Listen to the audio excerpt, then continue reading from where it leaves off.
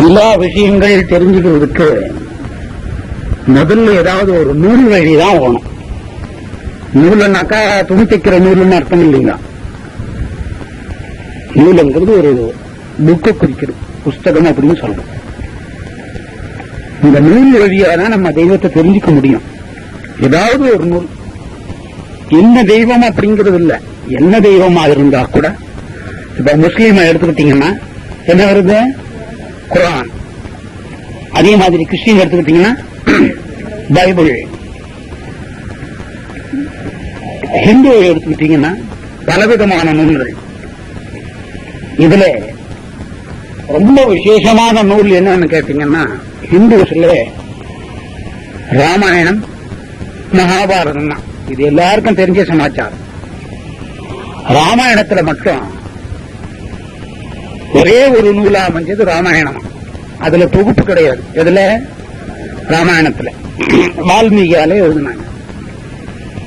ராமாயணத்துல தொகுப்பு இல்லை. இந்த தசாவதாரத்துல 9 அவதாரம் தான் இப்ப எடுத்திருக்காரு. 10வது அவதாரம் என்ன? கல்கி அவதாரம். கல்கி அவதாரம் அப்படிங்கிற போது எல்லாமே கடலுக்கு போறதா ஐதீகம். எதுக்கு போறது? அதை நம்ம விரும்புவோமோ? எல்லாம் ஒட்டுமொத்தமா கோவிலுக்கு போய் தெய்வமே தெய்வமே, இந்த மாதிரி எங்க வீடு உங்க வீடு எதிர் வீடு பக்கத்து வீடு எல்லாமே கடலுக்குள்ள போயிடணும் அப்படின்னு வேண்டுவோமா? வேண்டவே மாட்டோம். காரணம் என்ன? எதிர் வீடு ஒன்னா போட்டோங்க, எங்க ஊரு போக கூடாது அப்படின்னு வேண்டிப்போம்.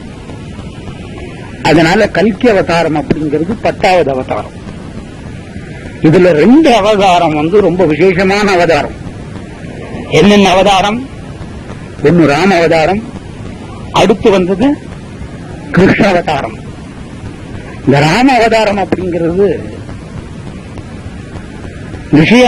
விசேஷமா ஆகிறது காரணம் என்னன்னாக்கா, ராமன் பிறந்ததுனாலே ராமாயணம் நமக்கு கிடைச்சது. அதனால ரொம்ப சிறப்பா அமைஞ்சது ராம அவதாரம். இந்த ராம அவதாரம்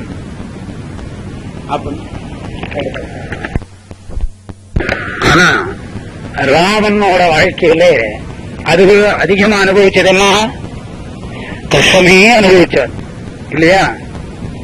ராமாவதாரத்துல ராமன் பட்ட கஷ்டம் மாதிரி மனிதனோட வாழ்க்கையில யாருக்குமே கஷ்டம் வராது.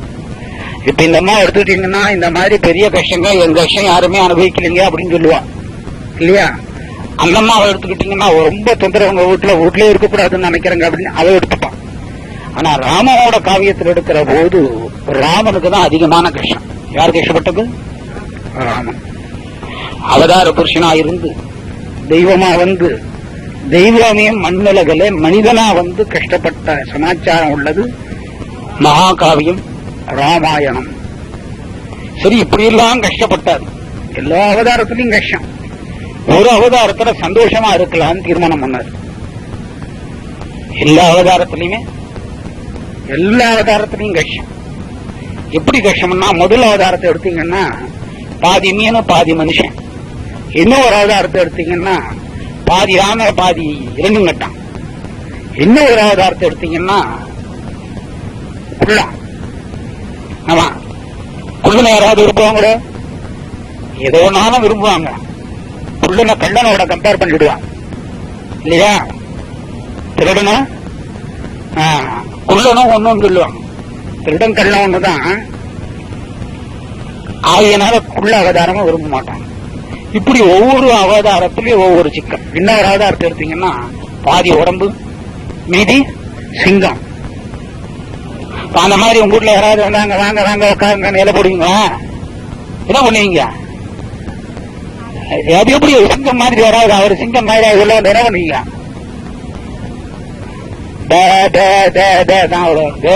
வார்த்தை வராது. காரணம் என்ன? அவதாரம் அந்த மாதிரி. ராம அவதாரத்துல முழு மனிதனா வந்தார்.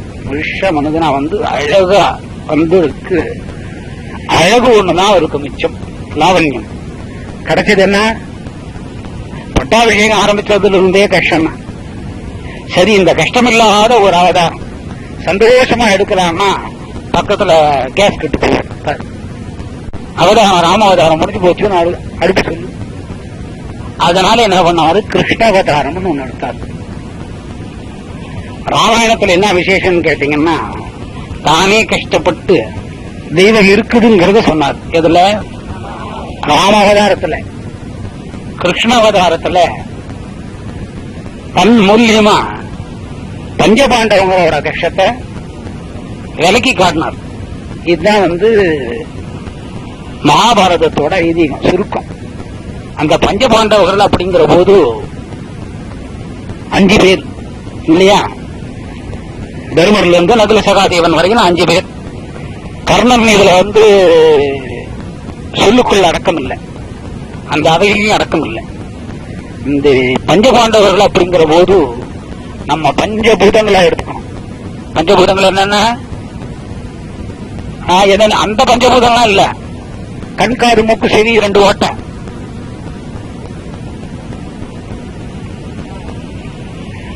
ஒரு ஓட்டை கண்ண, 2 ஓட்டை மூக்கு, 3வது ஓட்டை, 4வது ஓட்டை காது, 3 வாய், 5 மலஜலம் போற ஓட்டைகள். இதுக்குள்ளதான் நம்ம மனசை கட்டுப்படுத்தி கொண்டாடணும். இப்ப நல்லா கேட்டுக்கிட்டே இருக்கீங்க, திடீர்னு ஒரு நல்ல பாட்டு சத்தம் வருது, உங்க காது எங்க போவான்? ஆமா, அப்ப இந்த பஞ்சபூதங்கள் தான் அவங்க. எந்த பஞ்சபூதங்கள்? மனுஷன் அவயத்துக்குள்ளான பஞ்சபூதங்களா அவங்களை உருவகப்படுத்தி அவங்க மனைவி மாயையாவும் மனமாவும் உருவப்படுத்திட்டார். பஞ்சபாண்டவரோட மனைவி திரௌபதி தானப்பா, வேற ஏதாவது பேரு போகுது. திரௌபதியை மனமாகிட்டார். அதை இயக்கக்கூடிய ஆள் கிருஷ்ணன் ஆகிட்டார். எதை இயக்கக்கூடிய ஆள்? அந்த பஞ்சபூதங்களையும் மனதையும் தன்னோட கட்டுப்பாடுல இயக்குனது கிருஷ்ணன். சரி, இந்த மகாபாரதத்துல என்ன ஆயிடுச்சுனாக்கா, எவ்வளவோ பஞ்சாயத்து பண்ணி பார்த்தோம், கடைசி வரைக்கும் சுமூகமே ஆகல. கடைசி வரைக்கும் யார் யாருக்கு சுமூகம் ஆகல? கௌரவருக்கும் பாண்டவருக்கும் சுமூகம் ஆகல. சுமூகம் ஆகலைங்கிற போது கடைசியில வந்தது என்ன? போர், சண்டை. இந்த சண்டையில சொன்னது பகவத்கீதை. இந்த பகவத்கீதைன்னு பேர் வந்ததுக்கு என்ன காரணம்னாக்கா, பகவானே தன்னோட வாயாலே அர்ஜுனனுக்கு சொல்றார். தன்னோட வாயாலே அர்ஜுனனுக்கு சொல்றார். பகவானே சொல்றதுனாலே பகவத்கீதை அப்படின்னு பேர். இந்த பகவத்கீதை அப்படிங்கறதோட விசேஷம் என்னன்னு கேட்டா, படிக்க படிக்க படிக்க படிக்க அவ்வளவு இன்பமா இருக்கும். 4 வரி 6 வரி, கடைசியா தொகுத்தது 2 வரி. இந்த பகவத்கீதை அப்படிங்கிறதுக்கு ஒரு தேன் மாதிரி. தேன் பார்த்திருப்பீங்கல்ல? தேன் எல்லாருக்கும் தெரியும். தேன் தேன் ஆமா, இந்த தேன் மாதிரி பகவத்கீதை. இப்போ ஒரு டம்ளர் தேன் எனக்கு வைக்கிறாங்க, நீங்க எல்லாம் உங்க கவனம் எங்க போவோம்? இந்த டம்ளருக்குள்ள என்ன வச்சிருக்கிறாங்க, அந்த ஆராய்ச்சியில மனம் நிற்கும். ஆனா தேனுங்கிறது உங்களுக்கு தெரியாது இல்லையா? உடனே என் சிஷ்யன் என்ன பண்ணுவாரு, வைக்கிறதுக்கு என்ன வச்சிருக்கீங்க, அவங்க வாசகம் வெளியில வராம உடனே இவர் தேனா அப்படின்னாரு. ஆமா அப்படின்னாரு. நான் என்ன பண்ண பாவம், அந்த ஆளுக்கு மட்டும் தேன் ஒரு 1/2 கிளாஸ் வச்சுங்க, எனக்கு கொடுக்கூடாதா? ஏன்? தேன் ஒரு இனிப்பான சமாச்சாரம். சரி, இந்த கும்பல்லையே ஒரு திருடம் இருக்கிறான்னு வைப்பான். எதை திருடிட்டு போகணும்னு நினைப்பாங்க? ஆமா, இந்த டிவி எல்லாம் வேணாம், வம்பாது. திருடிட்டு போற போது கடைசியான திருடிட்டு போவாங்க, இந்த தேனியும் சேர்த்து திருடிட்டு போடுவான். இவ்வளவு போனதுக்கு கஷ்டப்படாம வச்சவங்க எதை பார்த்தாங்க? தேனை கூட விட்டு போகலீங்க. யார திட்டுவாங்க? வச்சுட்டு போனவன் இல்ல, திருடின்னு போனவன். இந்த மாதிரியா சொல்லுவீங்க? கதை கேட்கறவங்க இந்த லட்சணமா இருந்தா என்ன கேஜி? ஆக ஒரு தேனுக்கு சமமானது பகவத்கீதை. அவ்வளவு இனிப்பான சமாச்சாரம். இத படிக்க படிக்க இருக்குதே அவ்வளவு அற்புதமானது. தேன் அப்படிங்கன்னா நம்ம சாப்பிடக்கூடிய பொருள். அந்த தேன் என்ன பண்றான், சாப்பிட்ட உடனே என்ன நினைக்கிறான், அதனோட இனிமைய, அதில் இருக்கிற சுவைய நாக்க ரசிக்குது. சாமிக்கு கொடுத்த தேன் நம்ம திருடின்னு வந்தோம், சாப்பிட்டான், நல்லா இருக்குது அப்படிங்கறத என்னைக்கு நினைக்குது. ஏன் தேன்? இந்த தேன் எதுக்கு அதோட கம்பேர் பண்ணலாம்னு கேட்டீங்கன்னா, எந்த விதமான பொருளும் தேனுக்குள்ள போட்டா அதனோட இயல்பை மாத்திடும். எந்த பொருளா இருந்தாலும் பாருங்க, நாட்டு மருந்து எல்லாம் என்ன கொடுப்பாங்க, தேன்ல குழச்சி நாக்க நீட்டு நீட்டுவான். எல்லாத்துக்கும் நாக்க நீட்டி பழக்கம் இருக்கு. உடனே அந்த கல்பத்தை தடவி நாக்கில் தடவலாம்னா மறுபடியும் அந்த வியாதி வராது. இப்ப எடுத்ததுக்கெல்லாம் இன்ஜெக்ஷன், எடுத்ததுக்கெல்லாம் என்னமோ ரெடிமேடு வைத்தியம். அது போட்ட உடனே இன்னொரு வியாதி புதுசா வருது, அதுக்கு ஒரு வியாதி. ஆக தேன் எல்லாத்தையும் தன்னோட குணத்தை மாத்திக்கும். அஞ்ஞானமான பொருள் கூட தேன்ல சேர்ந்தா என்ன வந்துடும், ஞானம் வந்துடும். எல்லா மனிதனுக்கும் ஞானம் வருமா? வரவே வராது. மனிதனோட மனம், குணம், இயல்பு எதை பொறுத்தது? பாவக்காயை பொறுத்தது. எதை பொறுத்தது? அந்த பாவக்காவை தேன்ல ஊற போட்டு பாருங்க, 20 வருஷம் பொறுத்து அந்த பாவக்காயை எடுத்து, ஆனா பாவக்காய் கெடாது. தேன்ல கொடுக்கக்கூடிய பொருள்கள் அப்படியே இருக்கும். தேனுக்குள்ள போன பொருள் கிடவே கிடாது. 100 வருஷமானா கூட அப்படியே இருக்கும். அந்த மாதிரி இயல்பு அந்த தேனுக்கு. தேன் தானம் நல்லா இருக்கும், தனக்குள்ள வந்த பொருளையும் நல்லதாக்கிக்கும். அதே மாதிரி கீதைய சுத்தமானது, தெய்வீகமானது. அதை படிக்கிறவங்க என்ன ஆயிடுவாங்க, ஞானம் அப்படிங்கிற ஒரு அறிவு, கல்வி இதெல்லாம் வந்துடும். மனிதனுக்குண்டான ஏறி நிலையெல்லாம் மாறி பக்திங்கிறது வந்துடும். அந்த மாதிரி சமாச்சாரம் கீதை. இதை ஏன் மனுஷனுக்கு சொன்னாருன்னு கேட்டா, வேற யாருக்கா சொல்லியிருக்கலாம் இல்ல, மனிதன் ஆறறிவு இருக்கிற மனிதனுக்கு எதுக்கு சொன்னாருன்னு கேட்டா, மனிதனோட மனம் பாவக்கா மாதிரி 20 வருஷம் பின்ன அந்த தேன்ல இருக்கிற பாவக்காய் எடுத்து கட்சா என்ன சொல்லலாம், அதனோட கசப்பை காட்டி கொடுத்துரும். கட்சா என்ன நினைப்பாங்க, என்னமோ தெரியலையே இது பாவக்கா போல இருக்குது, இது ஒரு சிக்கல் எனக்கு கையில பிடிச்சுக்கணும், இது பாவக்காங்கிறத காட்டி கொடுத்துரும். இந்த பாவக்கா அப்படிங்கிறது அஞ்ஞானம். மனிதனோட மனம் அஞ்ஞானம். எதுக்கு ஒப்பானது? பாவக்காவுக்கு ஒப்பானது. இவ்வளவு நேரம் நல்ல சமாச்சாரம் ஏதாவது சொன்னீங்களா? உடனே பாவக்காவை கேட்டா மொத்த பேரும் பாத்தீங்க. ஆகவே பகவத்கீதை எதுக்கு சமமானது? தேனுக்கு சமமானது. இந்த தேனுக்கு சமமான பகவத்கீதையே கிருஷ்ணர் தன்வாயால சொல்றார். யாருக்கு சொல்றாருன்னாக்கா, அர்ஜுனனுக்கு சொல்றாரு. எப்படி சொல்றாருன்னு கேட்டா, இதனோட கர்த்தா யாருன்னு கேட்டா உங்க எல்லாருக்குமே தெரியும். யாரு? கிருஷ்ணன். உங்க கிருஷ்ணன், அவங்க கிருஷ்ணன், இவரோட கிருஷ்ணன், இவரோட கிருஷ்ணன், எல்லாம் ஒட்டு மொத்தமா சேர்த்து என்னோட கிருஷ்ணன் இவராலே சொல்லப்பட்டு, குறிப்பா இது அர்ஜுனனுக்கு சொல்றதுக்கு காரணம் என்னவா இருக்கும்? கடைசி வரைக்கும் சண்டை போடாதீங்கன்னு சொல்லி பார்த்தாரு. யாராவது கேட்டாங்களோ? கேட்கவே இல்லை. கடைசியில் எதுல வந்துடுத்தோ? முடிவு சண்டையில வந்துடுத்து. முடிவு எதுல வந்துடுத்தோ? சண்டையில வந்துடுத்து. கடைசி கட்டத்துல கூட சொல்றாரு. என்னன்னு சொல்றாரு? சண்டை போட்டா ஜெயம் இவங்க பக்கமா இருக்கும், ஒத்துட்டு போயிடுங்க. ஒத்துட்டு போகல, அதனால சண்டை வந்துடும். சண்டைன்னு போது அர்ஜுனன் இடத்துல சொல்றாரு. அர்ஜுனன்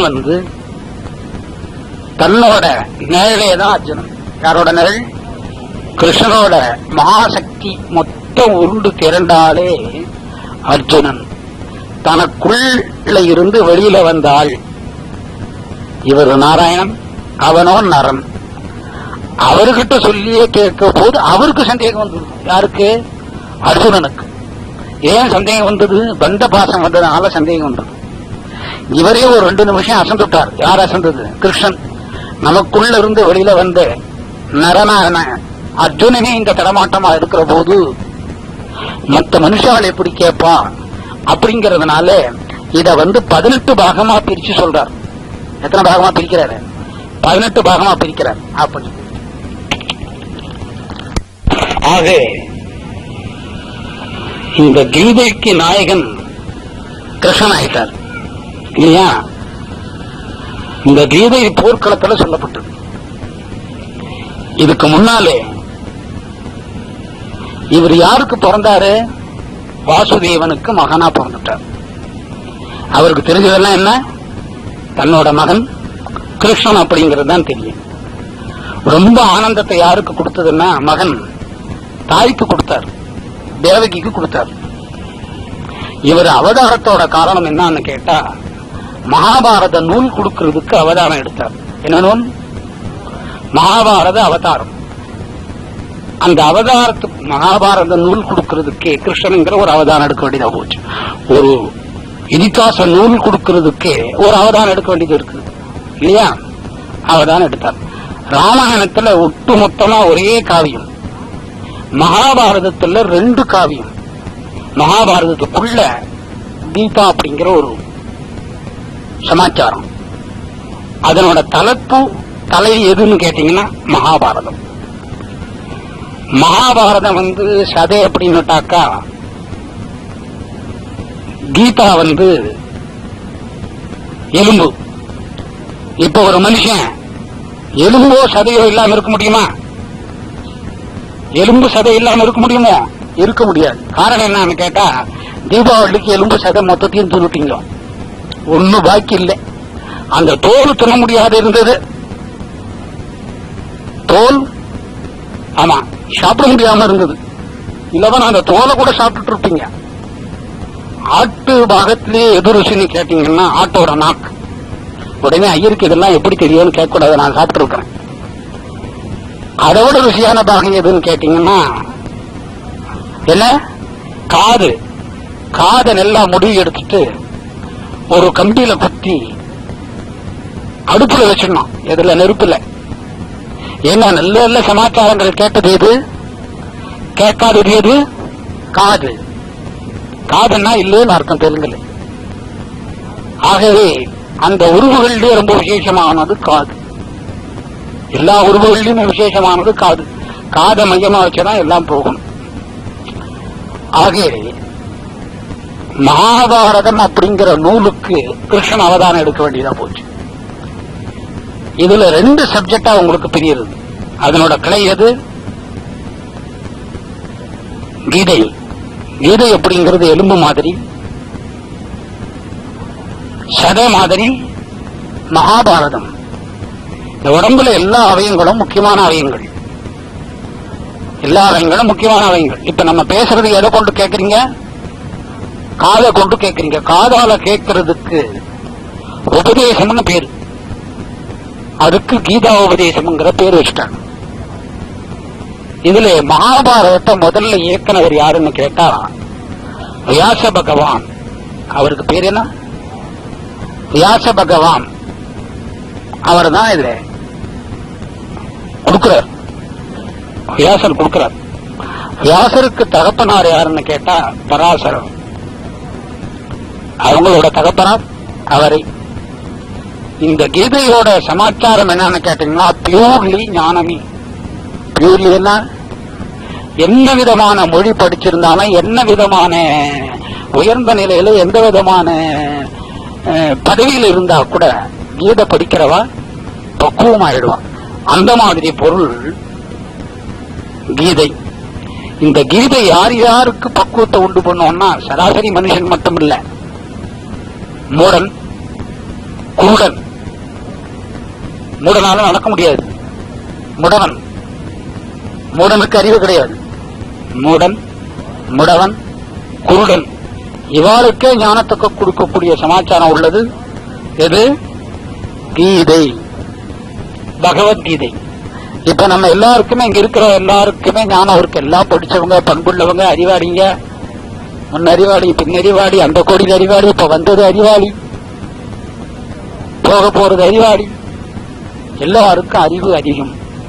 அதனால நம்ம இதைய கேட்கிறோம், காது வழியா கேட்கிறோம். இந்த மகாபாரதத்துல 2 பிரிவு. என்னென்ன பிரிவு?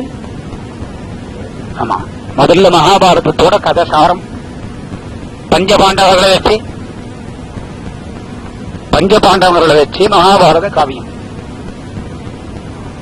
அதுக்கடுத்துல ஞானம் வரலைங்கிறனால, அஞ்ஞானத்தை விட்டு விலகணுங்கிறனால பஞ்சபூதங்கள். இப்ப இந்த இடத்துல பஞ்சபூதங்கள் என்னன்னா நீர், நிலம், நெருப்பு, காற்று, இந்த மாதிரி பஞ்சபூதங்கள் சாத்தியம் இல்லை அப்படிங்கிறதுனால ஞானத்திலேயே சொல்லக்கூடியது கீதை. யாருக்கு ஞானமா சொன்னாரு? அர்ஜுனனுக்கு சொன்னாரு.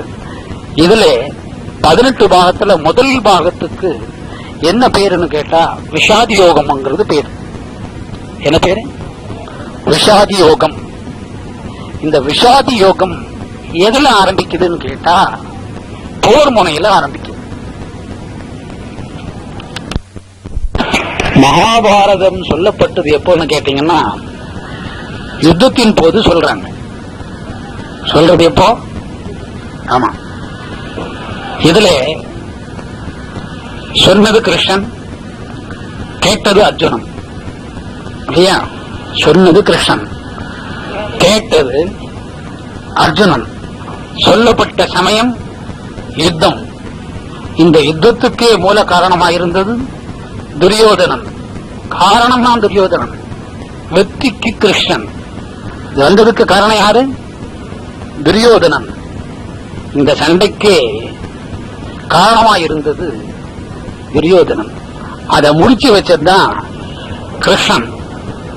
இதுல இந்த 18 பாகமும் சொல்ற போது முதல் பாகத்தை கிருஷ்ணன் அர்ஜுனனுக்கு சொல்றார். அர்ஜுனுக்கு சொல்ற போது போர் சமயம். இப்ப நம்ம எல்லாம் எங்க இருக்கிறோம்? போர்க்களத்தில் இருக்கிறோம்.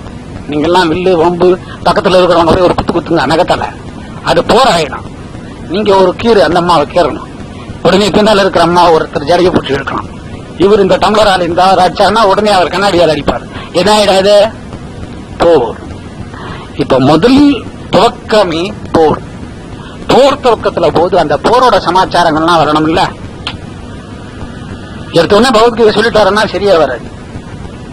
இது எங்க துவங்கினாங்கன்னா போர்க்களத்துல துவங்குறாங்க. இவர் சொல்றத கேட்கணும்னு நினைக்கிறார். யாரு? அர்ஜுனன். மனமோ நிக்கல. காரணம் என்ன? சொந்தக்காரங்க எல்லாம் எதிரணியில. இது அர்ஜுனன் கேட்க, கிருஷ்ணன் சொல்ல, போர்க்களத்துல இது எல்லாம் பார்க்க. இதுல மாயையில அர்ஜுனனுக்கு மட்டும் தெளிவா தெரியுது, மற்ற ஆளுக்கு அவ்வளவு தெரியல. இது இன்னொருத்தர் என்ன நடக்குது போர் முனையிலேங்கிறத பார்க்கணும்னு நினைக்கிறார். அவர் யாரு? திருதராஷ்டிரன். அதாவது துரியோதனனுக்கு தோப்பனார். அவர் இப்ப என்ன நடக்கிறது அப்படிங்கறத தெரிஞ்சுக்கணும். போர் முனைக்கு போக முடியாது. காரணம் கண் இல்லை. கண் இல்லாதனால யார் மூலியமாவது தெரிஞ்சுக்கணும்னு நினைக்கிறார். அப்ப அந்த இடத்துல சஞ்சயன் அப்படிங்கிறது ஒருத்தர் வர்றார். யாரு? சஞ்சயனை முன்னிட்டு அதை தெரிஞ்சுக்கிறார். சஞ்சயன் அப்படிங்கிறதுக்கு என்ன அர்த்தம்னு கேட்டீங்கன்னா நடுவில் இருக்கிறவர்னு அர்த்தம். ஞானத்துக்கு அஞ்ஞானத்துக்கு நடுநிலை வகிப்போர். இந்த ஞானம் அஞ்ஞானம் நடுநிலை இருக்கிறதுனால மகாபாரத யுத்தம் நடக்கிற போர் முறையில என்ன நடக்கிறதுங்கிறத சஞ்சயனுக்கு மட்டும் தெரியும். சஞ்சயனுக்கு மட்டும் தெரிகிறது. சஞ்சயன் திருதராஷ்டிரருக்கு சொல்றார். என்ன சொன்னாரு? இந்த மாதிரி போர் முனையில எல்லாம் ரெடி ஆயிட்டாங்க. போர் முனையில எல்லாமே ரெடி ஆயிட்டாங்க. என்னென்ன ரெடி ஆச்சுன்னு கேட்கிறார். துரியோதனன் மட்டுமே போருக்கு மூல காரணம் அல்ல. போருக்கு இன்னொரு மூல காரணம் யாரு? துரியோதனோட தோப்பனார். யாரு? தோடனா திருதராஷ்டிரன். அவர்தான் மூல காரணம். எப்படி மூல காரணம்னு கேட்டா அவர் போரே வராம தேசத்தை மகனுக்கு வாங்கி கொடுத்தணும்னு நினைச்சார். வனவாசம் அனுபவிச்சு வனவாசம் அனுப்பி வச்சுட்டு தன் மகனுக்கு போர் வராமையே இந்த தேசத்தை வாங்கி கொடுத்தோன்னு இவர் நினைச்சது இப்படி, கிருஷ்ணன் நினைச்சது அப்படி. போர் வந்து மனிதனோட நினைவு என்னாச்சு, வானான்னா போர் வந்து. இதுக்கு ஒரு மூல காரணம் யாருன்னு கேட்டீங்கன்னா திருதராஷ்டிரனே ஒரு மூல காரணம். அதுல அடுத்த காரணம் தான் துரியோதனன். என்ன நடந்ததுன்னு கேட்கிறார். என்ன நடந்தது அங்க? திருதராஷ்டிரன் கண் இல்லைங்கிறதுனால என்ன நடந்ததுன்னு கேட்கிற போது, இந்த மாதிரி 2 படைகளும் ரெடியா ஆறது. விஷாதி யோகத்துல ஒரு பாகம் எதுல போய் முடிஞ்சுடுத்தோ, படையில முடிஞ்சுடுத்து. என்னென்ன படை எங்கெங்க நிக்கிறது, கொஞ்சம் விளக்கமா சொல்லு அப்படின்னு கேட்கிறார். சரி விளக்கமா சொல்றேன் அப்படின்னு கேட்கறதுனால, நம்ம பக்கத்துக்கு நம்ம போர் படைக்கு தளபதி யாரு? பீஷ்மர்னு சொல்றார். சஞ்சயன் சொல்றார் பீஷ்மர் அப்படின்னு. சரி, பீஷ்மர் அப்படின்னு உடனே சந்தோஷப்படுறார். ஏன்னா வில்வித்தையில ரொம்ப சிறப்பான ஆள், எல்லாருக்கும் வில்வித்தையை கத்துக் கொடுத்தவர், ரொம்ப அம்சமான ஆள், ரொம்ப. ஆமா, ஆகியனாலே திருதராஷ்டிரன் சந்தோஷப்படுறார். ஆனா இந்த இடத்துல போர் நடக்கிற போதுக்கு முன்னே துரியோதனனுக்கு பயம். என்ன பயம்னா பீஷ்மர் மேல ஒரு பயம், துரோணாச்சாரியர் மேல ஒரு பயம். எல்லாமே அந்த பக்கம் பேரன் தானே. இவர் சொல்றார், நம்ம படையில இந்த மாதிரி ஆளுங்கள்லாம் இருக்கிறாங்க, நம்ம பயப்பட வேண்டியதில்லை, அதனால ஜெயம் நமக்கு தான் சாரம் அப்படின்னு சொல்றார். ஒரு பக்கம் இது பீஷ்மரை அவமரியாதை பண்ற மாதிரியும், இன்னொரு பக்கம் யாரு, துரோணாச்சாரியார், அவர் அவமரியாதைப்படுத்துற மாதிரி இருக்கு. ஆனா பீஷ்மருக்கும் துரோணாச்சாரியருக்கும் நிச்சயமா எதிரிதான் வெல்லும் அப்படிங்கிறது தெரியும். காரணம் என்ன? எதிரணியில இருக்கிறது ஒரே ஒண்ணு, என்ன? தர்மம். தர்மம் இருக்கிறதுனால ஜெயிக்கும். இவனோட பின்புத்தி, யாரோட பின்புத்தி? துரியோதனோட பின்புத்தி எதுன்னு கேட்டா, இவ்வளவு படையும் உண்டு, இவ்வளவு படை, பெரிய படை இருக்கனால நம்ம ஜெயிச்சிடும். இதுல துரியோதனன் நினைக்காதது தர்மம், பீஷ்மர் துரோணாச்சாரியா நினைச்சது தர்மம். தர்மம் இருந்ததோ எதிரணி, எதிரணியில் இருந்தது குறைஞ்ச பலம், ஆட்கள் பலம் குறைஞ்சது, பஞ்சபாண்டவங்களுக்கு பலம் அதிகம். ஆனா இவர் தப்பா நினைச்சது என்ன? துரியோதனன் நம்ம பக்கமே ஜெயிக்கும் நினைச்சார். அதை எதோட கம்பேர் பண்றோம் அப்படின்னு கேட்டா,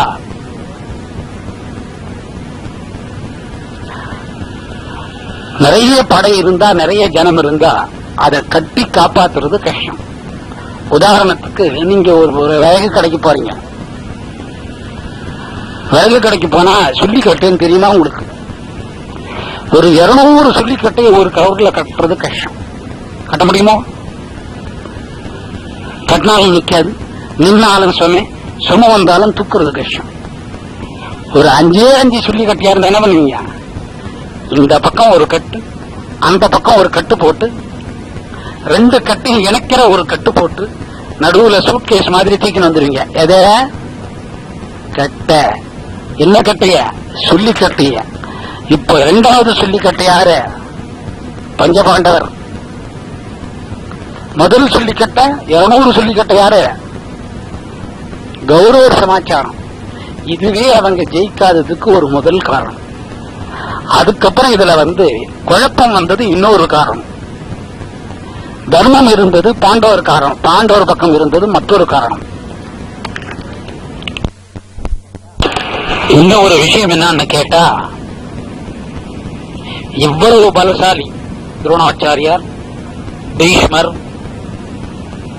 துரோணாச்சாரியாரோட மகன் கிருபாச்சாரியார், இன்னும் எத்தனையோ பேர் இருந்து, இவ்வளவு படபலம் இருந்து, படையை நடத்தக்கூடிய தகுதி இருந்து, போர் செய்யக்கூடிய ஆற்றல் இருந்து, இவ தோத்ததுக்கு என்ன காரணம்னு கேட்டீங்கன்னா, ஒரு சின்ன விஷயம். தர்மம் வெல்லும்னு எல்லாருக்குமே தெரியும். யார் யாருக்கு? பீஷ்மருக்கு, துரோணாச்சாரியாருக்கு, எல்லாருக்கும் தெரியும். விதுரனுக்கு கூட தெரியும். இருந்தாலும் தர்மம் எந்த அணியில இருந்ததா நினைச்சாங்க? எதிரணியில இருந்ததா நினைச்சாங்க. எந்த அணி? பாண்டவரோட அணி. கௌரவ அணியில தர்மம் இல்லை. கௌரவ என்ன இல்ல, இத நினைச்சது ஒரு பக்கம். அந்த பக்கம் பாண்டவர் திசையிலே தர்மம் இருந்தது அப்படின்னு நினைக்கிற போதே பாதிதைய அவளுக்கு போடுத்து. அது மட்டும் இல்லாது இன்னொரு காரணம் என்னன்னு கேட்டீங்கன்னாக்கா, இவங்க தர்மம் இல்லைன்னு தெரிஞ்சு கூட யார் பக்கம் நின்னாங்க? அதர்மம் பக்கம் நின்னாங்க. தர்மம் இல்லைன்றதை உணர்ந்து தர்மம் இருக்கிற இடம் ஜெயிக்கணுங்கிறத தெரிஞ்சுண்டு அதர்மத்து பக்கம் நின்ன போது தோல்வி கௌரவருக்கும் வெற்றி பாண்டவருக்கும். இப்ப படையை சண்டையே போடல. இங்க கவனிக்க வேண்டிய விஷயம் இதுதான். படையை வந்து நின்று சண்டைக்கு முன்னே யாருக்கு வெற்றி போயிடுத்து? பாண்டவருக்கு பாதி வெற்றி ஆயிடுது. காரணம் என்ன? ஒரே ஆயுதம் தர்மம். தர்மம் இருக்கிற இடத்துல யாரு இருப்பாங்க? கிருஷ்ணன் கட்டாயமா இருக்கும். இரண்டாவது ஆயுதம் அது. தர்மம் அப்படிங்கிறது பெரிய ஆயுதம். இரண்டாவது ஆயுதம் கிருஷ்ணன் அப்படிங்க சொல்லக்கூடிய தெய்வம். இந்த ரெண்டு இருந்ததுனால யார் ஜெயிச்சாங்க? யார் ஜெயிச்சது? பாண்டவர்கள் ஜெயிச்சுட்டாங்க. இந்த ரெண்டு ஆயுதம் தான் வச்சுக்கிட்டாங்க. இதுல இன்னொரு விஷயம் என்னன்னு கேட்டீங்கன்னா, வில்வித்தை கற்றுக் கொடுத்தவர் பீஷ்மர். இங்க படதளபதி சகல கலையும் தெரிஞ்சவர், தளபதியா இருந்தார். அதனால ஒண்ணு தோற்று. இது மூணாவது காரணம். நாலாவது காரணம், தெய்வமா இருந்து கூட கிருஷ்ணன் தளபதியா வரல. என்னவா வந்தாரு? தேரோட்டியா வந்தாரு. அதான் பார்த்த சாரதி திருவல்லிக்கணியில் இருப்பார். விஷயமா அஜானுபவமா இருப்பார். பீஷ்மர் படையை நடத்தக்கூடிய தளபதியா, சேவகனா, சேனாதிபதியா இருந்தார். ஒரு மனிதன் 3 காலத்தையும் உணர்ந்தவர். ஆனா 3 காலத்தையும் நடத்தக்கூடிய ஆற்றல் உள்ள கிருஷ்ணனோ ஒரு சேனாதிபதியாவோ ஒரு சாதாரண ஒரு தளபதியாவோ இல்ல, அதுக்கு கீழே ஒரு சேவகனா கூட இல்ல. கடைசி கட்டம் என்னவா இருந்தாரு? தேரோட்டியா இருந்தாரு. ஆகையினால அவங்க பக்கம் ஜெயிச்சதுக்கு இன்னொரு காரணம், அதிகமான படை இருந்த இடத்துல என்ன வரும்? குழப்பம் ஜாஸ்தி ஆயிடுச்சு. குழப்பம் ஜாஸ்தி ஆனவனே துரியோதனன் ஆரம்ப கட்டத்திலேயே இவ்வளவு குழப்பம் இருக்கு, நம்ம படை ஜெயிக்குமா என்ன வந்துடுத்தா? அந்த இடத்துல கேள்விக்குறி, ஆச்சரியக்குறி, சந்தேகக்குறி விழுந்துடுத்து. யாருக்கு? துரியோதனனுக்கு. இந்த நேரம் வரைக்கும் விஷாதி யோகத்துல படைய பத்தியும் படையில நடந்த சம்பவம் பத்தியும் படையில யார் யார் அறிவுறுத்தாங்கிறத பத்தியும், அந்த பக்கம் பஞ்சபாண்டவர்கள் சின்ன சேனை, அதுக்கு தேரோட்டியா இருந்தது கிருஷ்ண பகவான். சின்ன சமாச்சாரம். இந்த பக்கம் பெரிய சமாச்சாரம். கிருஷ்ணன் இருந்த ஒரே காரணத்தினால மகாபாரத யுத்தம் பாண்டவாளுக்கு சாதகமா அமைஞ்சிடும். இங்க இந்த மாதிரி நிக்கிறது அப்படிங்கிற சமாச்சாரத்தை சஞ்சயன் கண்ணில்லாத திருதராஷ்டிரருக்கு சொல்றார்.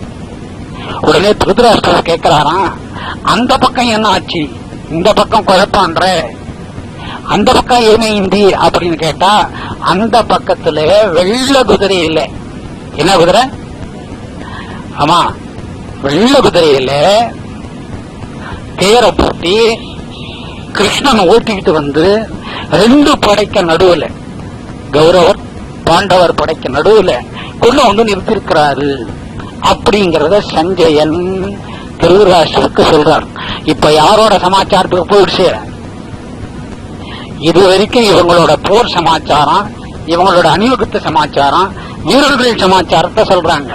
விஷாதி யோகத்துல முதல் பாகம் 2ஆ பிரியுது. விஷாதி யோகமே என்ன பிரியுது? போர் அந்த இடம், போர் நடந்த பாகம், போர்ல அணி வகுத்தவங்க, போர்ல அணி வகுத்தவங்க.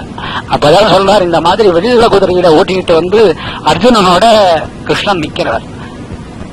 யார பார்த்து நிக்கிறாருன்னா இந்த கௌரவ சேனையை பார்த்து நிக்கிறார். கௌரவ சேனை என்ன பண்றதுன்னு கேட்கிறார். திருதராஷ்டிரன் கேட்க சஞ்சயன் சொல்றார், ரொம்ப கூச்சலும் குழப்பமா இருக்கு, துரியோதனோட மனோநிலை சரியில்லை, அதனால என்ன ஆகுமோன்றத நினைக்கிறாரு, இது எப்படி உனக்கு தெரியும் அவர் கேட்க, நான் இங்க இருந்து சஞ்சயனான நான் இந்த அரண்மனையில இருந்து இந்த யுத்தம் நடக்கிறத இங்க பார்த்து சொல்லக்கூடிய தகுதி வாய்ப்பு கொடுத்ததே அந்த கிருஷ்ணன். அது அந்த கிருஷ்ணனே இந்த மனசுல உதயமாகி துரியோதனனுக்குள்ள குழப்பத்தையும் சொல்றார் அப்படிங்கிறது திருதராஷ்டிரனுக்கு சொல்றார். இந்த சலசலப்பானவன்னு யாரு பக்கம் அதிகமா சலசலப்பு? கௌரவர் பக்கம் அதிகமான சலசலப்பு. இந்த அதிகமான சலசலப்பானவன்னு என்ன எடுத்து நம்ம தோற்றுவோங்கிற பயமே இயற்கையா துரியோதனனுக்கு வந்துடுது. அந்த பயத்தை போக்க வைக்கிறதுக்கோசரம் போருக்கு முதல் ஆரம்ப கட்டம் ஒரு ஒலி வரணும், சவுண்ட், ஆரம்ப கட்டம் சவுண்ட். அது ஒரு சங்கு ஊதி நிறுத்திடுறாரு. சங்கு ஊதின உடனே எல்லாமே போருக்கு ஆயத்தமாயிடுறாங்க. சங்கு ஊதின உடனே ஆமா எல்லாமே போருக்கு ஆமா ஆயத்தமாயிடுறாங்க. இப்ப சங்குக்கு உதாரணமா இப்ப ஒரு பள்ளிக்கூடத்துல ஒரு பில் அடிச்சோன்னு என்ன பண்ணுங்க பசங்க, அந்தந்த ரோல் போய் உட்காந்துரும். ஆமா, எச்சம் வந்தவங்க டீச்சர் எல்லாம் என்ன பண்ணுவாங்க, அவங்க அந்தந்த இடத்துல ஆயிடுவாங்க இல்லையா? எச்சமுக்கு மேல உள்ள அதிகாரி வந்தா அவங்க உடனே உஷாராயிடுவாங்க. அந்த மாதிரி இந்த சலசலப்பை நீக்கிறதுக்கோசரம் பீஷ்மர் என்ன பண்ணாராம், ஒரு சங்கை எடுத்து ஊதனாராம். அந்த சங்கு ஊதின உடனே போருக்கெல்லாம் ஆயத்தமாயிட்டாங்க.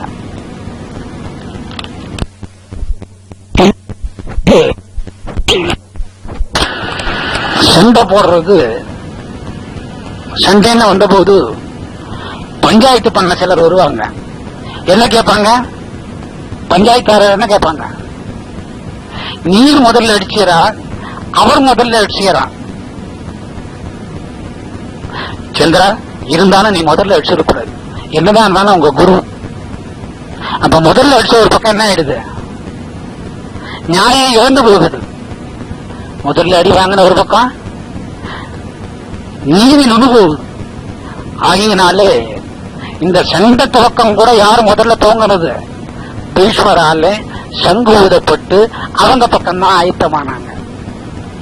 தர்மம் எடுத்த உடனே சண்டைக்கு கூப்பிடலைங்க, சங்கு ஊதனது யாருங்கோ, பீஷ்மர்.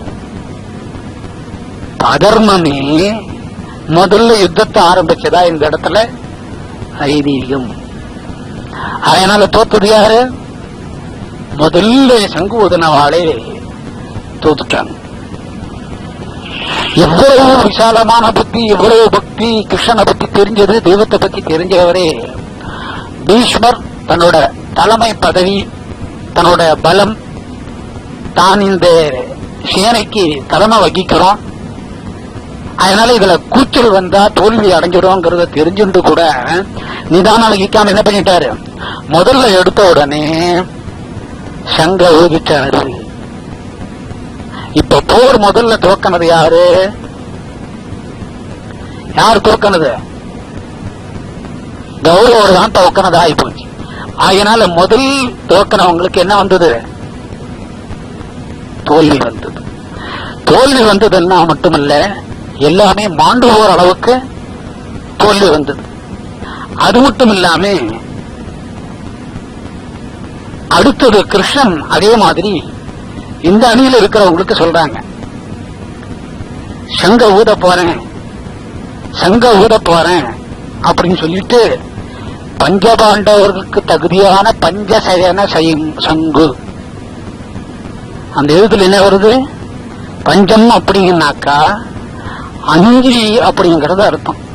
அந்த சங்க ஊதன உடனே பஞ்சபாண்டவரை நம்ம எதுக்கு உருவப்படுத்திருக்கிறோம்னா, உடல்ல உள்ள 50க்கும் வெளியில உள்ள பஞ்சபூதங்களுக்கும் 2 பஞ்சபூதங்களுக்கு நம்ம அதை உருவகப்படுத்திருக்கோம். இந்த பஞ்சசயனம் அப்படிங்கிற சங்க ஊதன உடனே அவங்க 50 என்னாச்சு, தெய்வத்தை நினைச்சு போர் தூங்குற மாதிரி ஆச்சு. இப்ப தெய்வத்தை நினைச்சது யாரு? பாண்டவர். தெய்வத்தையே நினைக்க விடாத பண்ணது யாரு? பீஷ்மர். இப்ப இவர் ஊதன சங்குக்கு பேர் என்ன? பஞ்சசயன சங்குங்கிறது பேர். இந்த சங்க ஊதன உடனே இன்னொரு விஷயம் என்னன்னு கேட்டீங்கன்னா, கிருஷ்ணனுக்கு முன் பிறவி எது இருந்தாலும் நமக்கு தேவையில்லை. கிருஷ்ணன் அப்படின்னாக்கா விஷ்ணுங்கிறது பேர். விஷ்ணுக்கு ஆதாரமா இருப்பது ஸ்ரீலட்சுமி. ஸ்ரீலட்சுமி கிருஷ்ணனுக்கு ஆதாரம், ஸ்ரீலட்சுமிக்கு கிருஷ்ணன் ஆதாரம். இந்த சங்க ஊதன யாரும் வந்துட்டாங்க கூட சேர்ந்து, ஸ்ரீலட்சுமிய வந்துட்டான். அவங்க பக்கம் மனிதர்கள் படைச்சோட இருந்தாங்க, இந்த பக்கம் ஆமா ஆண் பாக தெய்வம் கிருஷ்ணன், பெண் பாக தெய்வம் லட்சுமி. அடுத்த மரபுதன உடனே ராஜலட்சுமியா வந்துட்டான். என்ன லட்சுமி வந்துட்டா? லட்சுமி வந்துட்டா ராஜலட்சுமி. ராஜமன்னாக்கா ராஜாஜி ராஜனுக்கு தான் ராஜலட்சுமி. இவர் என்னங்க ராஜா மாதிரி இருக்கிறாரு. அவர் சொன்னா கோச்சு பாரு, இவரை சொல்லுவோமே ராஜா தாங்க. இவரு கூட கோச்சு பாரு, என்ன பார்த்து கருப்பா அவரை சொல்லுவோம் இல்லைங்க ராஜா அப்படின்னு சொல்றோம். அப்ப என்ன லட்சுமி வந்துருத்தோ? ராஜலட்சுமி. ராஜமன்னாக்கா விஜயம் ஜெயமாகற லட்சுமி ராஜலட்சுமி. படவை துவங்குறதுக்கு முன்னே என்ன எடுத்த ஜெயம் வந்துடுத்து. சங்குவதனத்திலேயே ஜெயம், அங்க சங்குவதனத்திலேயே அபஜயம். அபஜயம்னா தோல்வி. இப்படி ஒவ்வொருத்தரும் ஒவ்வொரு விதமான சங்குங்க போதுனாங்க. ஒவ்வொருத்தரும் ஒவ்வொரு விதமான சங்க ஊதி படைக்கு உண்டான காரியத்தை ரெடி பண்ணாங்க. இது வரைக்கும் யார் சமாச்சாரம்? இந்த விஷாதி யோகம் அப்படிங்க சொல்லக்கூடிய யோகத்துல படையோட சமாச்சாரமா பெரிய போச்சு. அதோட சமாச்சாரம் படையோட சமாச்சாரம்.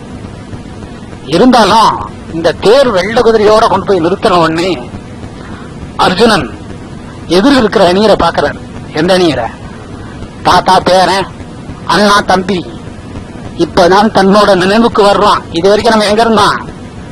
போர்க்களத்துல குதிரை, சங்கு, பீஷ்மர், துரோணாச்சாரியாரு, கிருபாச்சாரியாரு, இந்த பக்கம் கிருஷ்ணன், பஞ்சபாண்டவர் இதுலயே இருந்தான். இப்ப எங்க வந்திருக்கிறான்? உறவுக்கு வந்திருக்கிறான். இந்த நேரம் உங்க நினைவெல்லாம் எதுல இருந்தது? படையை சார்ந்த இடம் போர்க்களம். போர்க்களத்துல இருந்த இரு சேனையில இருக்கக்கூடியவங்களோட நினைவுல இருந்தீங்க. இப்ப இங்க இருக்கிறவா எல்லாமே கிருஷ்ணன் சங்கு ஊதன உடனே போருக்குண்டான ஆயத்தம் ரெடி ஆயிடுத்து. போருக்குண்டான ஆயத்தம் ரெடி ஆயிடுத்து. ரெடி ஆயிட்ட உடனே எதிரணிய நீ தாக்கணும் அப்படின்னு சொல்றார். இப்பதான் முழு விஷாதி யோகம் அப்படிங்கிறது. விஷாதி யோகத்துல முதல் பகுதி போர்க்களம், போற சார்ந்த இடம், போர்ல இருக்கக்கூடிய எண்ணிக்கை உண்டான ஜனங்கள், இருபால் இருபடை. இதை பத்தி இப்ப இவ்வளவு நேரமா நம்ம பேசிக்கிட்டு இருந்தோம். இப்ப எந்த இடத்துக்கு வந்து சேர்ந்திருக்கிறான்? யாரோட இப்ப போர் புரியணுங்கிற இடத்துக்கு வந்து சேர்ந்திருக்கோம். எதிரணி கௌரவ அணியை பார்த்த உடனே அர்ஜுனனுக்கு ஒரு நடுக்கம் வந்துடும். காரணம் என்ன நடுக்கம் வந்துருது? தன்னோட உறவினர், தன்னோட பாட்டனார், முப்பாட்டனார், பேரன் இப்படிங்கிற உறவு வந்த போது படையில் இருக்கக்கூடிய வீரம், திறம், செயல் எல்லாம் ஒடுங்கி போயிடுது. இதுல என்ன ஒரு சூட்சமம்னு கேட்டீங்கன்னா, தர்மம் சில இடத்துல மடியுதுன்னாக்கா, தர்மம் செயல் இழக்குதுன்னு கேட்டாக்கா, உறவால செயல் இழக்கும். இது புத்தக வாயில தெரிஞ்சுக்க முடியாது, படிக்கிறவங்க அனுபவ வாயில தான் தெரிஞ்சுக்க முடியும். தெய்வம் ஒண்ணு வந்தா போதும்னு நினைச்ச அர்ஜுனன் இந்த இடத்துல எதை மறந்தாரு? கிருஷ்ணனையை மறந்து தர்மத்தை மறக்கிறதுக்கு காரணமா இருந்தது என்ன? உறவு. அப்ப தர்மத்தை மறக்கக்கூடிய மகாசக்தி எதுக்குண்டு? இதையும் மீறிதான் தர்மம் வரணும். இதையும் மீறி இந்த உறவை மீறி முறியடிச்சுட்டு மேல வரணும். அப்ப உறவுக்கு எதை விட வலிவதிகம்? தர்மத்தை விட வலிவதிகம். நான் போர் செய்ய மாட்டேன், எனக்கு போர் தேவையில்லை. ஏன் போர் தேவையில்லை? இந்த பக்கம் உறவினர் இருக்கிறாங்க, நான் போரே செய்ய மாட்டேன். அந்த காண்டிபத்தை போட்டுட்டு கீழே வந்துடுறாரு. இப்ப போருக்கு வந்தாச்சு, போர் செய்யணுங்கிற நினைவுக்கு வந்தாச்சு. ஆனா முதல்ல துவக்கினது அவங்க பக்கம், சங்க ஊதுனதுனால. அதனால அந்த பக்கம் வந்து தோல்வி வந்தே ஆகணும், அவங்க பண்ணிட்ட காரியம். இவங்க பக்கம் தெய்வமே சங்கு ஊதுறது, பஞ்சசேனி சங்கு. இந்த பக்கம் ஜெயமே வந்து ஆகணும். ஆனா இந்த அபஜயத்தையும் ஜெயத்தையும் முறியடிச்சது ஒரு தர்மத்தையே வேலி போட்டு நிறுத்தினது ஒரு ஒருவாள் என்ன வந்துடுத்து, போரே வேணான்னு வந்துடுத்து. அவங்க செஞ்சுட்டு இருக்கிற சத்தியம் கூட, சத்தியம் தர்மம் ரெண்டுமே உறவால வெள்ளம் எடுத்தோம். உறவால ரெண்டுமே தன்னோட நிலையை விட்டு மாறி மழுங்கி போச்சு. உறவு ஒண்ணுதான் நின்னது. ஆக உறவுக்கு இவ்வளவு வலி உண்டு. இருந்தாலும் ஐதீகப்படி துவக்க முதல் போர் துவக்கினது கௌரவர், சங்கு ஊதுனது கௌரவர். அப்பவே இவங்க பாண்டவருக்கு வெற்றி நிச்சயம்ங்கிறது தீர்மானம் ஆயிடுத்து. அது எப்படியும் வெற்றிக்கு கொண்டாடும். இப்ப எப்படி வெற்றிக்கு கொண்டாடுறது? வெற்றிக்கு கொண்டாடலாம் இல்லையா? கிருஷ்ணன் வந்து தான் போர் செய்கிறது இல்லைன்னு தீர்மானம். ஆயுதம் இல்லாம வெறும் சோதட்டியாவே வந்து மகாபாரத யுத்தத்தை முடிக்கிறார். ஆயுதமே இல்லாம ஒரு நேரம் எடுக்கிறார், 5வது நாள் போர்ல எடுக்கிறார் ஆயுதம்.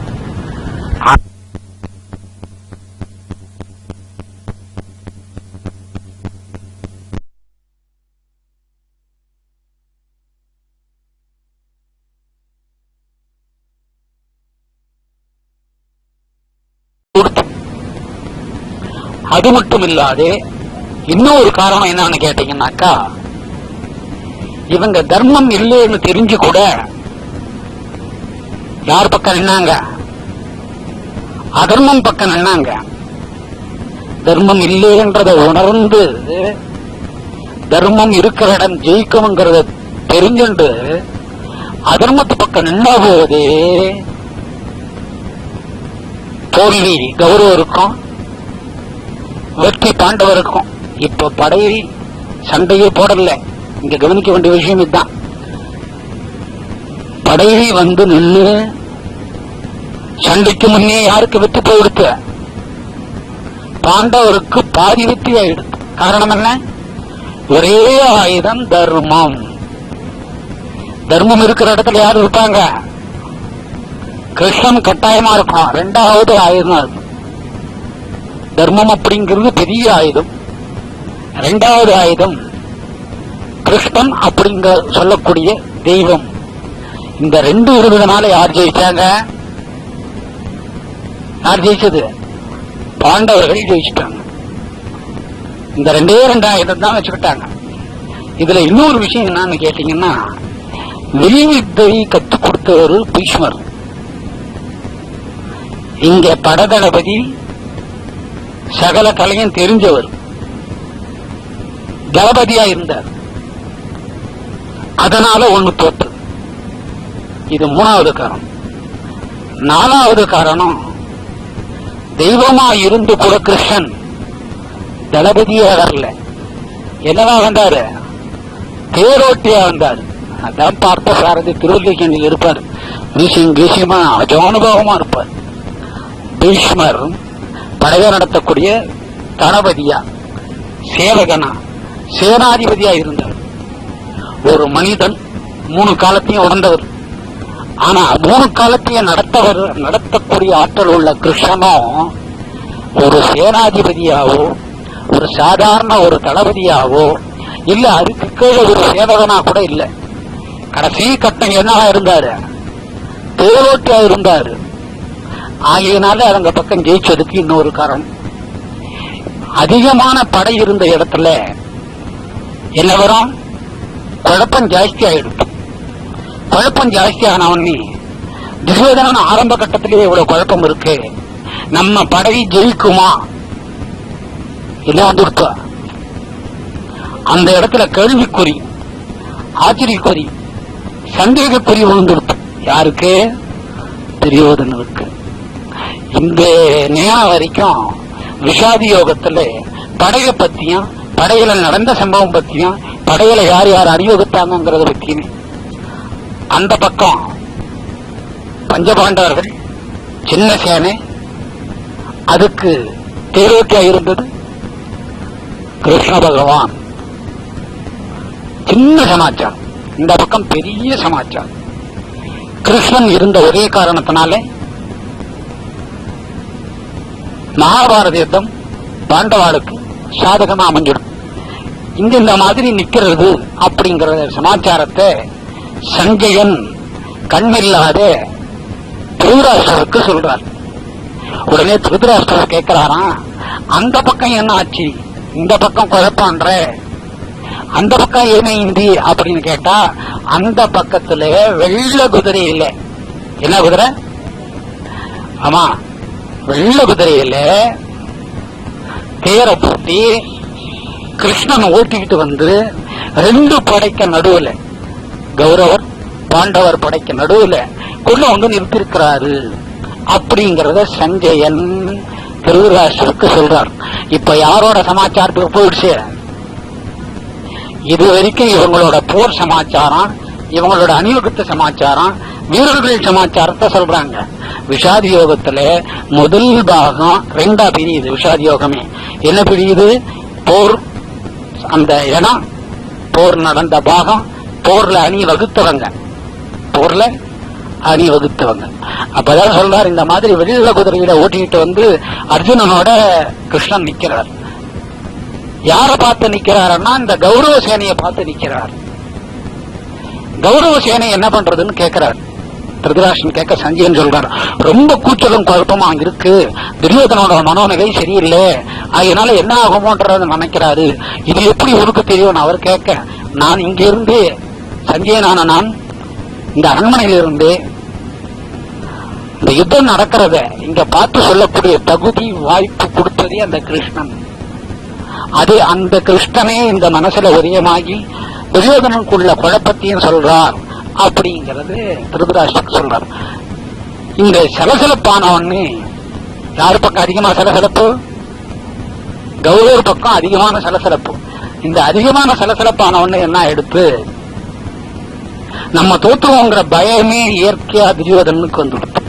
அந்த பயத்தை போக்க வைக்கிறதுக்கு அவசரம் போருக்கு முதல் ஆரம்ப கட்டம் ஒரு ஒலி வரணும், சவுண்ட். ஆரம்ப கட்டம் சவுண்ட். அது ஒரு சங்கு ஊதி நிறுத்திடுறாரு. சங்கு ஊதின உடனே எல்லாமே போருக்கு ஆயுத்தமாயிடுறாங்க. சங்கு ஊதின உடனே ஆமா எல்லாமே போருக்கு ஆமா ஆயுத்தமாயிடுறாங்க. இப்ப சங்குக்கு உதாரணமா இப்போ ஒரு பள்ளிக்கூடத்துல ஒரு பில் அடிச்சோன்னு என்ன பண்ணுதுங்க பசங்க? அந்தந்த ரோல போய் உட்காந்துரும். ஆமா, எச்சம் வந்தவங்க டீச்சர் எல்லாம் என்ன பண்ணுவாங்க? அவங்க அந்தந்த இடத்துல ஆயிடுவாங்க இல்லையா? எச்சமுக்கு மேல உள்ள அதிகாரி வந்தா அவங்க உடனே உஷாராயிடுவாங்க. அந்த மாதிரி இந்த சலசலப்பை நீக்கிறதுக்கோசரம் பீஷ்மர் என்ன பண்ணாராம், ஒரு சங்கை எடுத்து ஊதனாராம். அந்த சங்கு ஊதின உடனே போருக்கெல்லாம் ஆயத்தமாயிட்டாங்க.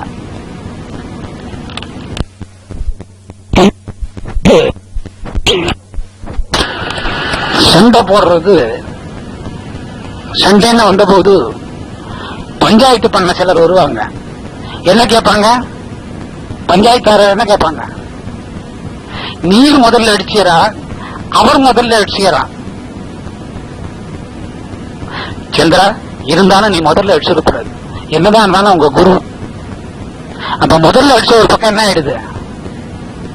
நியாயம் இழந்து போகுது. முதல்ல அடி வாங்கின ஒரு பக்கம் நீதி நுணு போகுது. ஆகியனாலே இந்த சண்டை துவக்கம் கூட யார் முதல்ல துவங்கினது?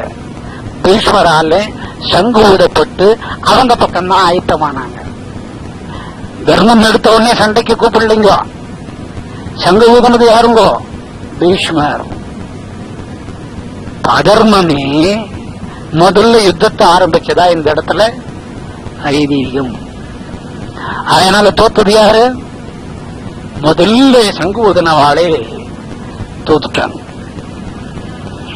இவ்வளவு விசாலமான புத்தி, இவ்வளவு பக்தி, கிருஷ்ணனை பத்தி தெரிஞ்சது, தெய்வத்தை பத்தி தெரிஞ்சவரே பீஷ்மர் தன்னோட தலைமை பதவி, தன்னோட பலம், தான் இந்த சேனைக்கு தலைமை வகிக்கிறோம், அதனால இதுல கூச்சல் வந்தா தோல்வி அடைஞ்சிடும்ங்கிறத தெரிஞ்சுட்டு கூட நிதானம் வகிக்காம என்ன பண்ணிட்டாரு, முதல்ல எடுத்த உடனே சங்க ஊதிட்டாரு. இப்ப போர் முதல்ல துவக்கினது யாரு? யார் துவக்கினது? கௌரவர் தான் துவக்கினது ஆகி போச்சு. அதனால முதல் துவக்கினவங்களுக்கு என்ன வந்தது? தோல்வி வந்தது. தோல்வி வந்ததுன்னா மட்டுமல்ல, எல்லாமே மாண்டு போற அளவுக்கு தோல்வி வந்தது. அது மட்டும் இல்லாம அடுத்தது கிருஷ்ணன் அதே மாதிரி இந்த அணியில் இருக்கிறவங்களுக்கு சொல்றாங்க, சங்க ஊத போறேன், சங்க ஊத போறேன் அப்படின்னு சொல்லிட்டு பஞ்சபாண்டவர்களுக்கு தகுதியான பஞ்சசயன சங்கு. அந்த எழுத்துல என்ன வருது? பஞ்சம் அப்படின்னாக்கா 5 அப்படிங்கறது அர்த்தம். அந்த சங்க ஊதன உடனே பஞ்சபாண்டவரை நம்ம எதுக்கு உருவப்படுத்திருக்கிறோம்னா, உடல்ல உள்ள 50க்கும் வெளியில உள்ள பஞ்சபூதங்களுக்கும், 2 பஞ்சபூதங்களுக்கு நம்ம அதை உருவப்படுத்திருக்கிறோம். இந்த பஞ்சசயனம் அப்படிங்கிற சங்க ஊதன உடனே அவங்க 50 என்னாச்சு? தெய்வத்தை நினைச்சு போர்த்துங்கிற மாதிரி ஆச்சு. இப்ப தெய்வத்தை நினைச்சது யாரு? பாண்டவர். தெய்வத்தைய நினைக்க விடாத பண்ணது யாரு? பீஷ்மர். இப்ப இவர் ஊதன சங்குக்கு பேர் என்ன? பஞ்சசயன சங்குங்கிறது பேர். இந்த சங்க ஊதன உடனே இன்னொரு விஷயம் என்னன்னு கேட்டீங்கன்னா, கிருஷ்ணனுக்கு முன்பிறவி எது இருந்தாலும் நமக்கு தேவையில்லை. கிருஷ்ணன் அப்படின்னாக்கா விஷ்ணுங்கிறது பேர். விஷ்ணுக்கு ஆதாரமா இருப்பது ஸ்ரீலட்சுமி. ஸ்ரீலட்சுமி கிருஷ்ணனுக்கு ஆதாரம், ஸ்ரீலட்சுமிக்கு கிருஷ்ணன் ஆதாரம். இந்த சங்க ஊதன யாரும் வந்துட்டாங்க கூட சேர்ந்து? ஸ்ரீலட்சுமிய வந்துட்டான். அவங்க பக்கம் மனிதர்கள் படைச்சோட இருந்தாங்க, இந்த பக்கம் ஆமா ஆண் பாக தெய்வம் கிருஷ்ணன், பெண் பாக தெய்வம் லட்சுமி. அடுத்த மரபுதன உடனே ராஜலட்சுமியா வந்துட்டான். என்ன லட்சுமி வந்துட்டா? லட்சுமி வந்துட்டா ராஜலட்சுமி. ராஜமன்னாக்கா ராஜாஜி ராஜனுக்கு தான் ராஜலட்சுமி. இவர் என்ன ராஜா மாதிரி இருக்கிறாரு. அவர் சொன்னா கோச்சு பாரு, இவரை சொல்லுவேன் ராஜா தாங்க, இவரோட கோச்சு பாரு என்ன பார்த்து கருப்பா அவரை சொல்லுவோம் இல்லைங்க ராஜா அப்படின்னு சொல்றோம். அப்ப என்ன லட்சுமி வந்துடுத்தோ? ராஜலட்சுமி. ராஜமன்னாக்கா விஜயம் ஜெயமாகர லட்சுமி ராஜலட்சுமி. படவை துவங்குறதுக்கு முன்னே என்ன எடுத்த? ஜெயம் வந்துடுத்து. சங்குவோதனத்திலேயே ஜெயம், அங்க சங்குவோதனத்திலேயே அபஜயம். அபஜயம்னா தோல்வி. இப்படி ஒவ்வொருத்தரும் ஒவ்வொரு விதமான சங்குங்க ஊதினாங்க. ஒவ்வொருத்தரும் ஒவ்வொரு விதமான சங்க ஊதி படைக்கு உண்டான காரியத்தை ரெடி பண்ணாங்க. இது வரைக்கும் யார் சமாச்சாரம்? இந்த விஷாதி யோகம் அப்படிங்க சொல்லக்கூடிய யோகத்துல படையோட சமாச்சாரமா பிரிஞ்சு போச்சு. யாரோட சமாச்சாரம்? படையோட சமாச்சாரம். இருந்தாலும் இந்த தேர் வெள்ள குதிரையோட கொண்டு போய் நிறுத்தின உடனே அர்ஜுனன் எதிர் இருக்கிற அணியரை பாக்குறார். எந்த அணியரை? தாத்தா பேரன் அண்ணா தம்பி. இப்பதான் தன்னோட நினைவுக்கு வர்றான். இது வரைக்கும் நம்ம எங்க இருந்தான்? போர்க்களத்துல குதிரை, சங்கு, பீஷ்மரு, துரோணாச்சாரியாரு, கிருபாச்சாரியாரு, இந்த பக்கம் கிருஷ்ணன், பஞ்சபாண்டவர் இதுலயே இருந்தான். இப்ப எங்க வந்திருக்கிறான்? உறவுக்கு வந்திருக்கிறான். இந்த நேரம் உங்க நினைவெல்லாம் எதுல இருந்தது? படையை சார்ந்த இடம் போர்க்களம். போர்க்களத்துல இருந்த இரு சேனையில இருக்கக்கூடியவங்களோட நினைவுல இருந்தீங்க. இப்ப இங்க இருக்கிறவா எல்லாமே கிருஷ்ணன் சங்கு ஊதன உடனே போருக்குண்டான ஆயத்தம் ரெடி ஆயிடுத்து. போருக்குண்டான ஆயத்தம் ரெடி ஆயிடுத்து. ரெடி ஆயிட்ட உடனே எதிரணிய நீ தாக்கணும் அப்படின்னு சொல்றார். இப்பதான் முழு விஷாதி யோகம் அப்படிங்கிறது. விஷாதி யோகத்துல முதல் பகுதி போர்க்களம், போரை சார்ந்த இடம், போர்ல இருக்கக்கூடிய எண்ணிக்கை உண்டான ஜனங்கள், இருபால் இருபடை இத பத்தி இப்ப இவ்வளவு நேரமா நம்ம பேசிக்கிட்டு இருந்தோம். இப்ப எந்த இடத்துக்கு வந்து சேர்ந்திருக்கிறோம்? யாரோட இப்ப போர் புரியணுங்கிற இடத்துக்கு வந்து சேர்ந்திருக்கிறோம். எதிரணி கௌரவ அணியை பார்த்த உடனே அர்ஜுனனுக்கு ஒரு நடுக்கம் வந்துடும். காரணம் என்ன நடுக்கம் வந்துருது? தன்னோட உறவினர், தன்னோட பாட்டனார், முப்பாட்டனார், பேரன் இப்படிங்கிற உறவு வந்த போது படையில் இருக்கக்கூடிய வீரம், திறம், செயல் எல்லாம் ஒடுங்கி போயிடுது. இதுல என்ன ஒரு சூட்சமம்னு கேட்டீங்கன்னா, தர்மம் சில இடத்துல மடியுதுன்னாக்கா, தர்மம் செயல் இழக்குதுன்னு கேட்டாக்கா, உறவால செயல் இழக்கும். இது புத்தக வாயில தெரிஞ்சுக்க முடியாது, படிக்கிறவங்க அனுபவ வாயில தான் தெரிஞ்சுக்க முடியும். தெய்வம் ஒண்ணு வந்தா போதும்னு நினைச்ச அர்ஜுனன் இந்த இடத்துல எதை மறந்தாரு? கிருஷ்ணனையை மறந்து தர்மத்தை மறக்கிறதுக்கு காரணமா இருந்தது என்ன? உறவு. அப்ப தர்மத்தை மறக்கக்கூடிய மகாசக்தி எதுக்குண்டு? இதையும் மீறிதான் தர்மம் வரணும். எதையும் மீறி இந்த உறவை மீறி முறியடிச்சுண்டு மேல வரணும். அப்ப உறவுக்கு எதை விட வலிவதிகம்? தர்மத்தை விட வலிவதிகம். நான் போர் செய்ய மாட்டேன், எனக்கு போர் தேவையில்லை. ஏன் போர் தேவையில்லை? இந்த பக்கம் உறவினர் இருக்கிறாங்க, நான் போரே செய்ய மாட்டேன், அந்த காண்டிபத்தை போட்டுட்டு கீழே வந்துடுறாரு. இப்ப போருக்கு வந்தாச்சு, போர் செய்யணுங்கிற நினைவுக்கு வந்தாச்சு. ஆனா முதல்ல துவக்கினது அவங்க பக்கம், சங்க ஓதுனதுனால. அதனால அந்த பக்கம் வந்து தோல்வி வந்தே ஆகணும், அவங்க பண்ணிட்ட காரியம்.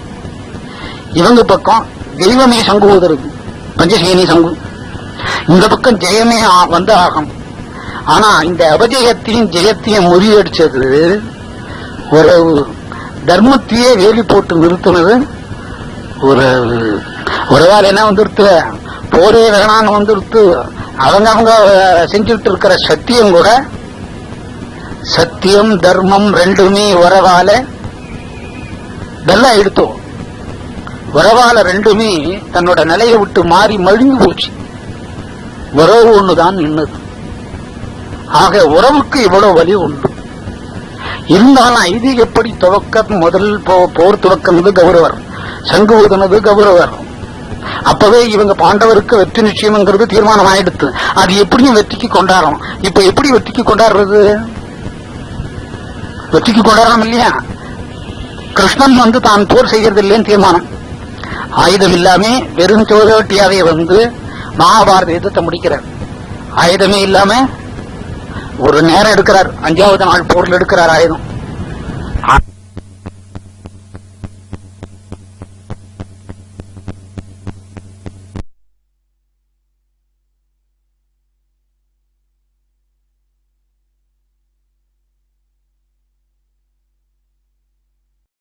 இந்த சங்கவதவங்க யாரும் வந்துட்டாங்க கூட சேர்ந்து,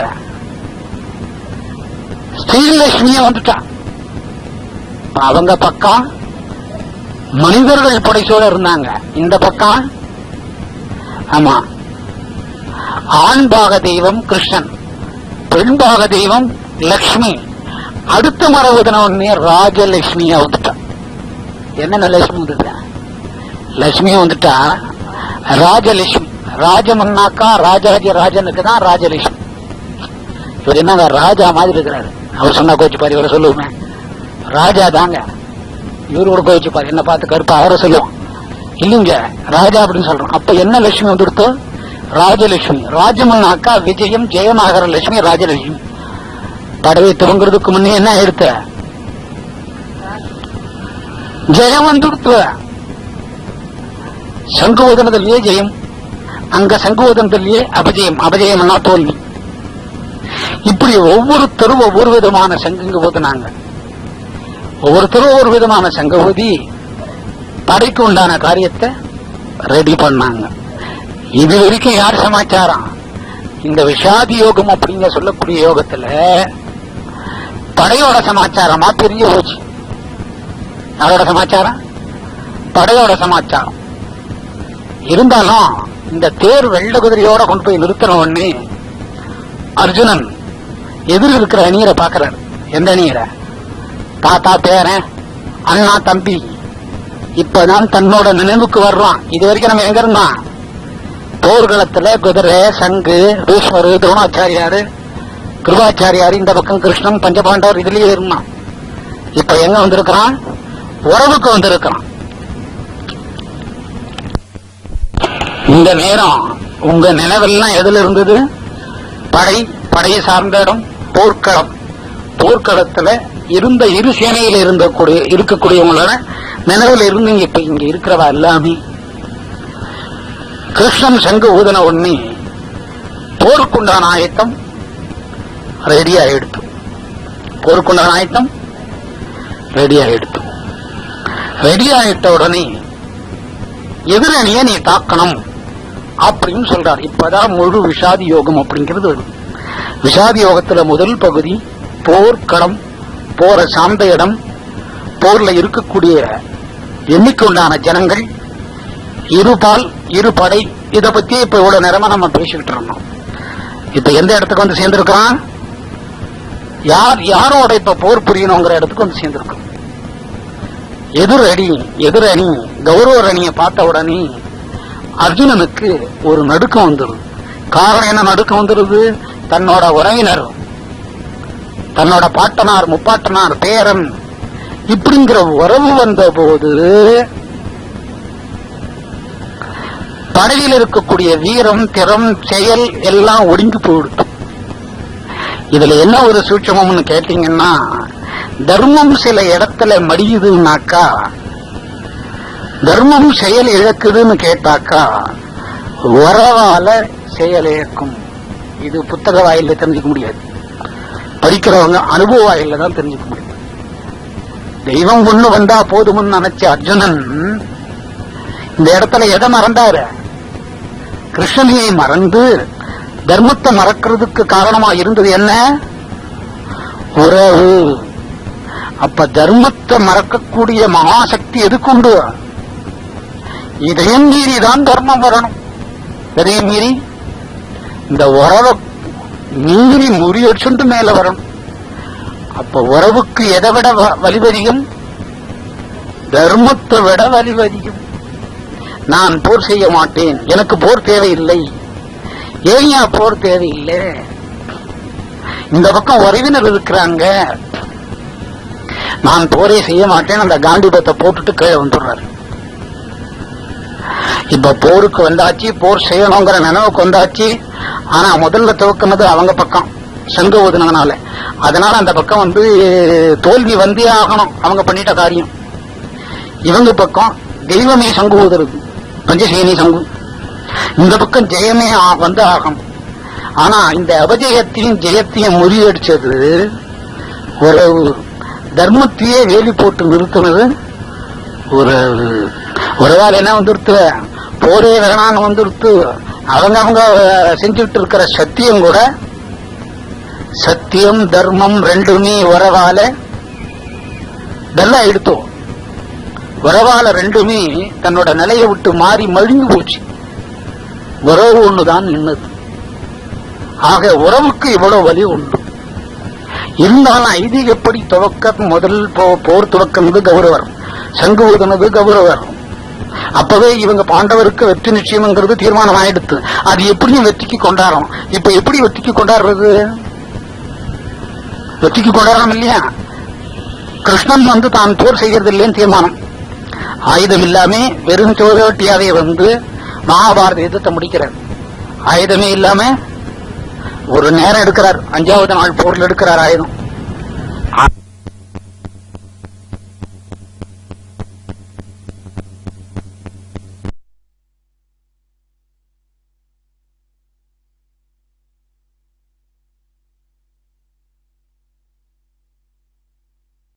கூடிய மகாசக்தி எதுக்குண்டு?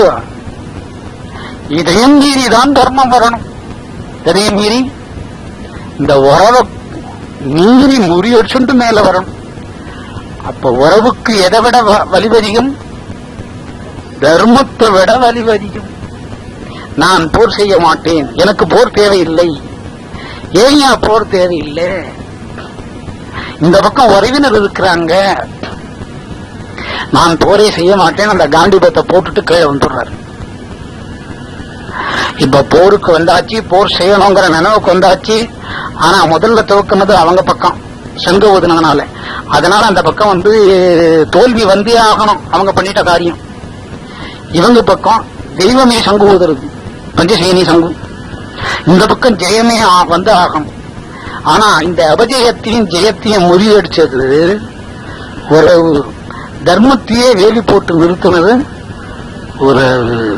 ஒரு வேலை என்ன வந்துருத்து, போரே வேணான்னு வந்துருத்து. அவங்க செஞ்சுட்டு இருக்கிற சத்தியம் கூட, சத்தியம் தர்மம் ரெண்டுமே உறவால நல்லா எடுத்தோம். உறவால ரெண்டுமே தன்னோட நிலையை விட்டு மாறி மழுங்கி போச்சு. உறவு ஒண்ணுதான் நின்னது.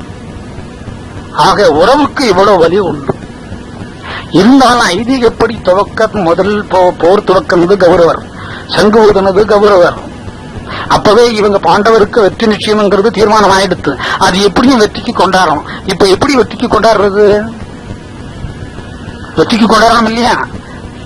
கிருஷ்ணன் தான் போர் செய்யறது இல்லைன்னு தீர்மானம். ஆயுதம் இல்லாம வெறும் சோதவட்டியாவே மகாபாரத யுத்தத்தை முடிக்கிறார். ஆயுதமே இல்லாம ஒரு நேரம் எடுக்கிறார், 5வது நாள் போர்ல எடுக்கிறார் ஆயுதம்.